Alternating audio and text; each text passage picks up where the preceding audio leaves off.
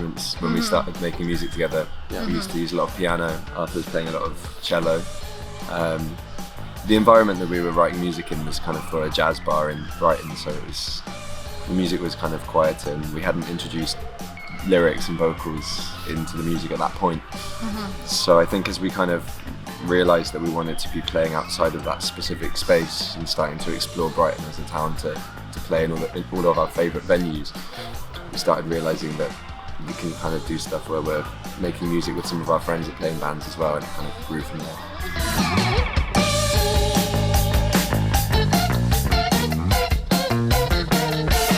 Yeah, I don't really know how that happened. So I used to just play the laptop, and there wasn't really any drums. And then I started doing a bit of singing. But I'm also the only person in the band that can play drums, so that probably influences it as well a little bit. The first song we wrote, Ollie on drums and singing, was The Dial. The dial doesn't change, oh, the dial stays the same. And that was quite exciting when that came out in rehearsal. It was really fun to see you shout and sing while playing drums. It was great. Yeah, definitely took me by surprise. Yeah, it took me by surprise. I didn't even know I could do it. These people who I don't even know, a faceless high with a faceless hello.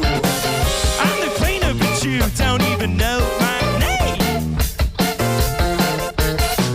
I'm the cleaner, but you don't even know my name. We're so tired and we're so... And yeah, I used to have to go there at like 6 in the morning or something, and used to arrive and the cleaner had already finished all of her jobs for the day. I don't know, it was just kind of weird, and I never really like had a relationship at all, because as soon as I arrived she was leaving, and it just felt like a kind of like quite a thankless job to be a cleaner and clean from like 4 in the morning to 6 in the morning.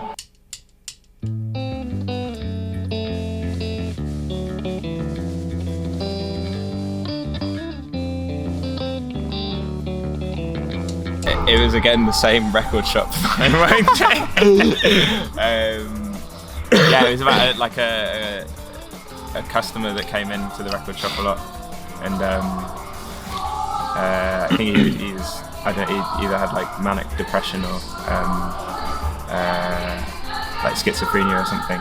He would just talk at you for about an hour. He went into a betting shop and did a bet, and brought out the kind of, I don't know what you call them, like kind of like a betting sheet, and he wrote like a passage from the Bible on it and told me to deliver it to the Queen, and that was kind of like the main influence for the track. Yeah. Have you still got that?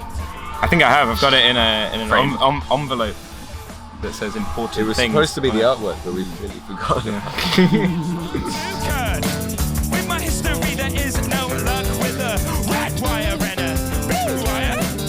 Well, they all are the same to me. Pull out the slip and talk to me. Pull out the slip and humor me. Pull out the slip and talk to me. Pull out the slip and humor me. Very kind of, I don't know, like kind of hyper angular post-punk band from Manchester. Yeah, they felt very like different when that band Duds. They kind of like, they had like 7 members.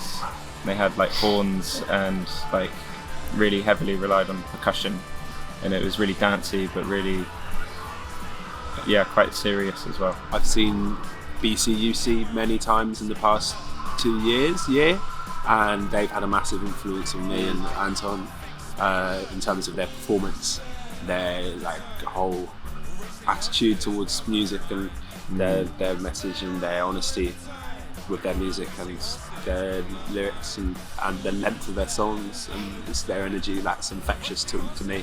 They're a band that I really admire at the moment. Racing horses round my mind.